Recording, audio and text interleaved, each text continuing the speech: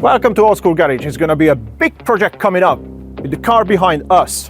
That's a T-Jet Alfa Romeo 1.4 turbo, and the main aim is to get this car up to an above power. So the car in question is this Copart Special. It's actually not bought by me. As you know, I buy all the crap cars, but this time my good old happy mate Graham bought this vehicle, and it's a cheap car. It's a 1.4 turbo, 135 brake. Special edition. It's special because it's damaged, so you're probably not going to see too much in the camera, but there is a big gauging scrape coming down all the way here. So can we make from 135 brake horsepower nearly 200 on a budget? So inside is a half tidy car. Mileage wise, I got 2 keys, and if we look at the mileage,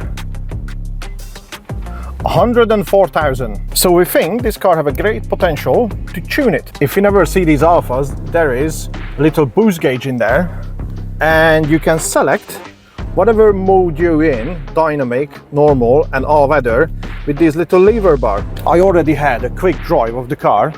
It seems coming on nice on the boost. To be honest with you, it's quite nippy. I quite like it. It's loads of little things needs to be done, but we have this great idea. We can buy many things on a budget. Sorry, just a lorry just driving past me at the minute. The car sits a bit funny. As you can see, the wheel gaps is not perfect. I think it's a bit low on the front, but looks a bit funny, and too much gap in here. So I'm pretty sure we can do something with the suspension as well, because if we're upping the horsepower, we need to upgrade the suspension with it. But firstly, what you should do when you say buy a car from a Copart, being really stupid, and come straight away to a dyno meter. And we are in HAD. So the plan is we're gonna run the car on the dyno and find out from that 99 kilowatt or 133, 135 brake horsepower how much we have left after 100,000 miles. And the car is, you know, it's had a good run over 10 years on the road. See what's that come down to. So there is some goodies in here, a nice little dyno machine and HAD development. Here is a really cool retro dyno meter. Chris in a minute, he already told me all the goodies he can measure on a car and recommend what sorts of upgrade we do to it to increase the power.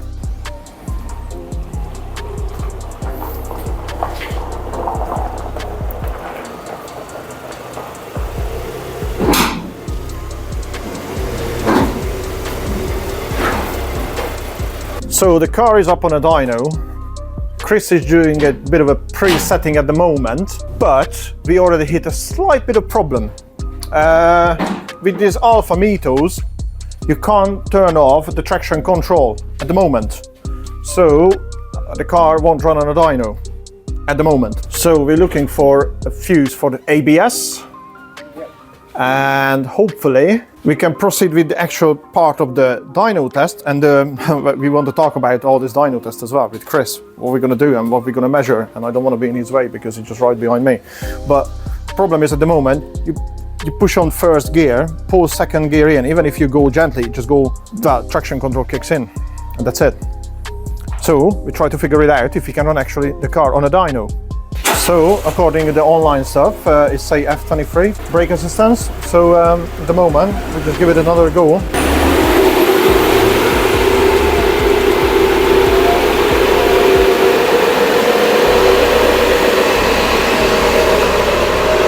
Working. So if you ever get lost with the Alfa MiTo or MiTo, I don't know, I still don't know how to say it because everybody calls it different. But if you ever get lost with it, F23 fuse for the brakes. And now, looks like she started running. So the MiTo is gonna get dynoed today. Alphas, eh? So Chris is doing at the moment all the setting up, and if you can see, there is a yellow explanation mark on a screen, which means the ABS has been disabled. Luckily. Modern cars, eh? It's not even that modern. What year is this one? 63 plate, so it's 2014. Chris told me he's still got quite a lot of setting up to do before we do the dyno run and see what this little car makes out of the box. So we are set to go now, and Chris is in a car gonna show us what we need to know about dyno testing and what we're measuring, because I've never been to dyno testing, believe it or not. So Chris is going to walk through with basic stuff, dumb it down to my level so I understand what's going on. So what we've got on here is, obviously we're looking at all the parameters of what's going on. In the ECU themselves, you've got 212 different things you can actually look for.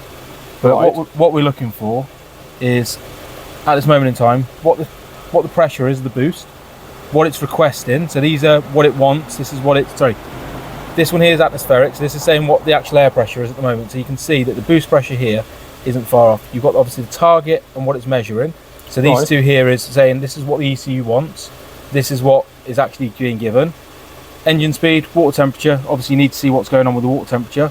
Oil pressure switch, you need that there because obviously if something goes wrong you can see before you... Yeah, you just need to shut it off, yeah, just in case. Just nice to see.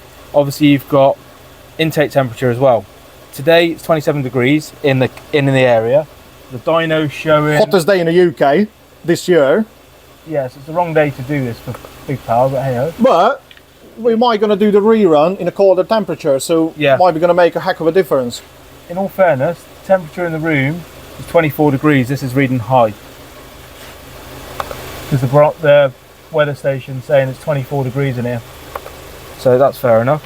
And then obviously the ones on the dyno itself is you've got air fuel ratio, which is obviously seeing what the fueling's doing, engine speed, and these are the horsepower. This is horsepower at the wheels and torque at the wheels, which you'll see in the graph. So just going to put all the cameras up and we're going to go with the dyno run. Before we run the dyno test, let me introduce this video's sponsor, X-Tool.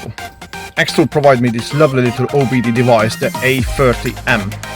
Let's plug it in and see what this machine can do. You just simply have to plug it into the OBD port. So I'm just going to run the scan Alfa Romeo, automatic scan, and scanning everything, all the modules, with few fault codes. Obviously the anti-lock brake, we have to disconnect it to run the car on the dyno, as you see in the beginning of the filming. And everything else, as you can see, body control 40, electric power steering 40, instrumental panel cluster 40, anti-lock brake 40, live data. You see, that's really good. You can read battery voltage, external temperature, engine coolant temperature. It's really detailed, you know, and you don't have to pay for this every month for this software, because it's free forever. Which is, compared to any other company, it's really cheap. We're just gonna go now to clear all stored codes. We cleaned up all the corrupted data and exit auto scan. If you want to get some really nice discount, use the code in the screen. Thank you X-Tool to sponsoring my video. Let's see what horsepower we get out from the little Alfa. Started actually on the run now, so this is first run proper.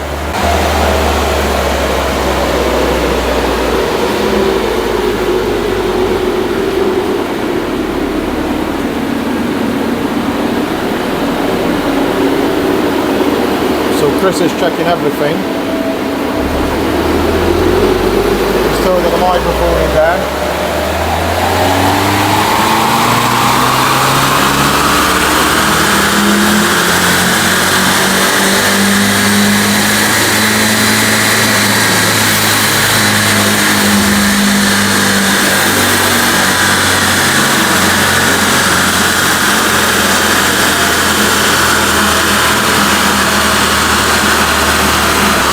To be fair, I only seen 100 horsepower. Not looking good. Okay, so we got some information now.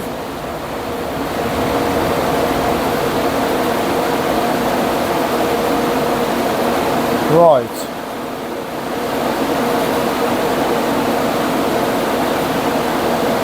137 horsepower.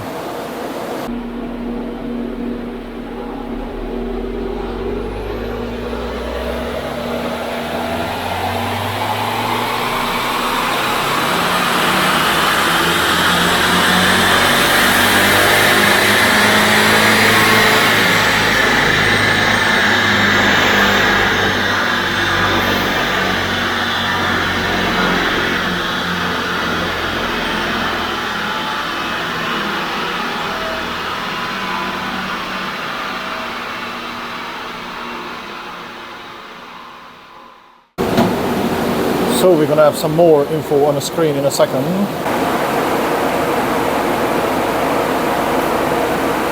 Oh, actually, that's not a bad start. 141 brake horsepower. That's I'm quite pleased actually. I'm quite pleased. I think that's a good starting point. It's not bad after 105,000 miles. It's pulling 141 and it's meant to have 135. I think the car pulling good power at 141 horsepower, but Chris just told me something and he's going to explain in a minute. Obviously the power's making a bit more than standard, but yes, there's a few things in here which on the graph here, as you'll see. So pull this up as a Alfa would never allow it to go this rich at top end. Really? So you normally this is like, yeah, rich. But what you've got also going on is you've got overboost going on inside here. So what the turbo is actually requesting, which is a target here, and then obviously what it's doing up here. So it's making more than it should do. So where the dip is there, you've also got. Thing is, you don't know with the age of the vehicle because the vehicle's been around for. What was it, 2006? 2000, what was this? 2014. 2014, sorry. So it's been around 10 years, so anybody could have done a map at any point. But you've also got, where the overboost is, you've got a nice hollow spot in the graph, see here.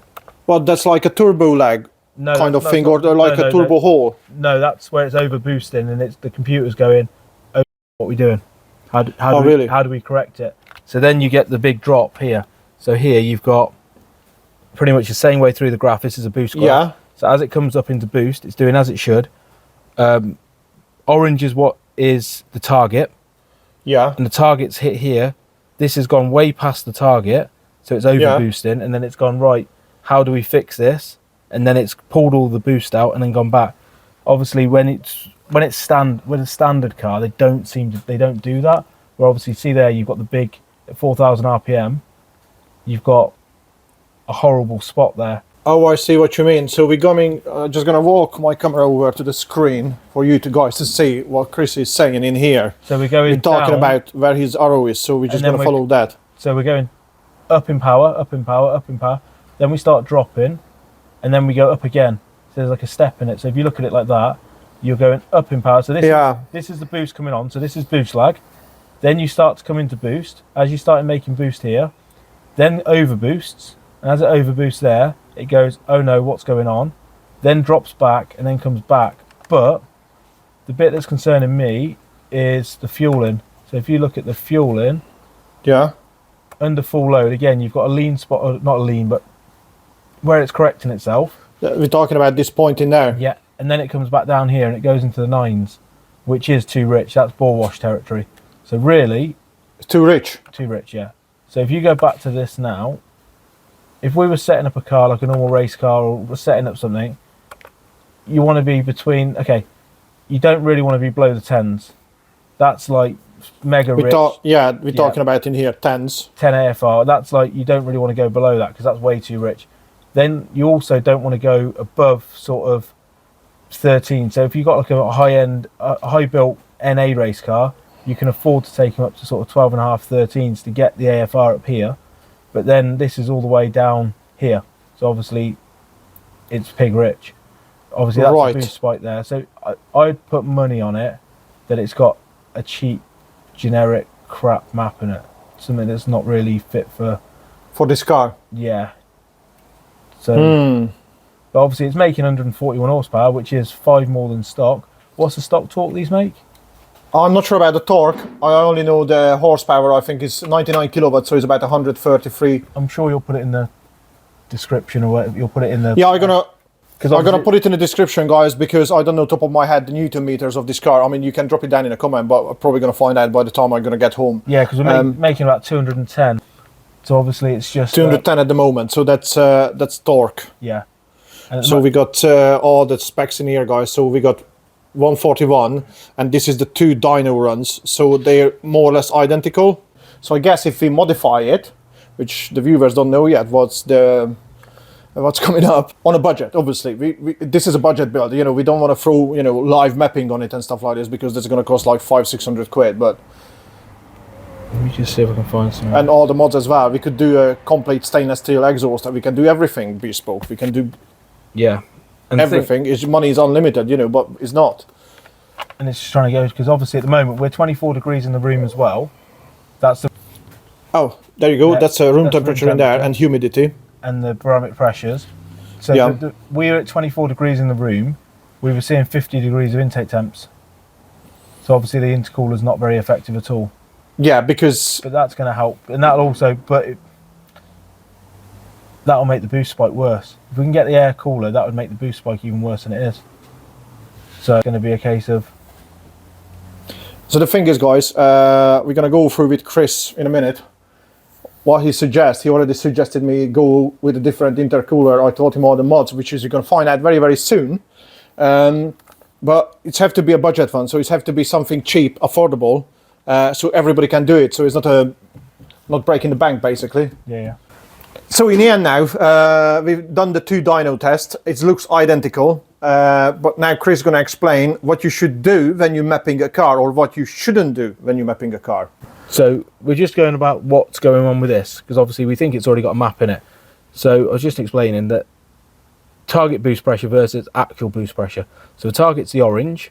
So this is saying here, this is how much boost pressure it wants.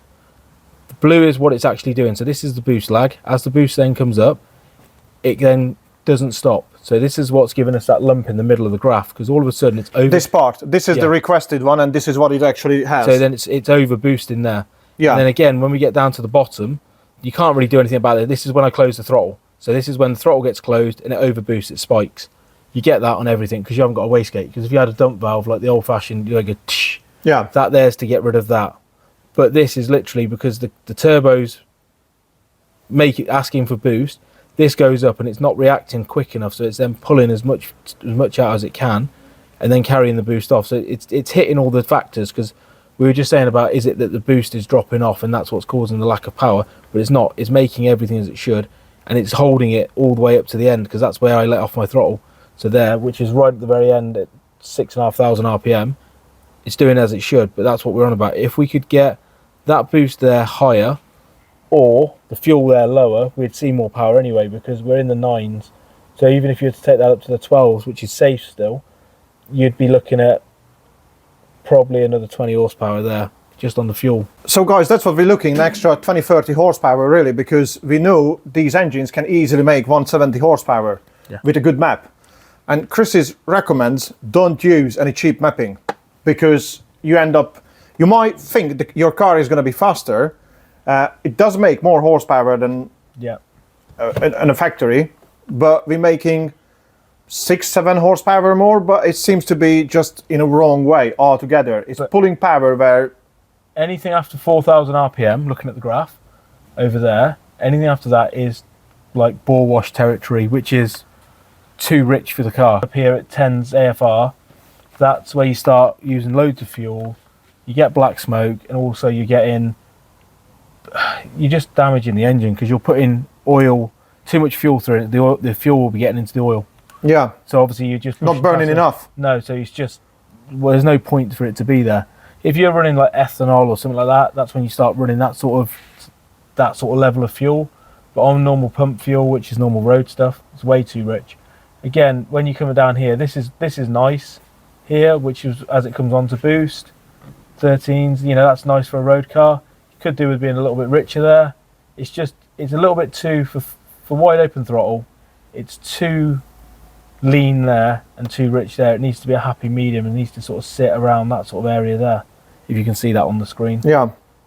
And obviously that's the boost spike there that needs to come out. We're going to do a printout. I think we can get a digital printout just to show you guys on the screen as well what's happening, so you can see it clearly.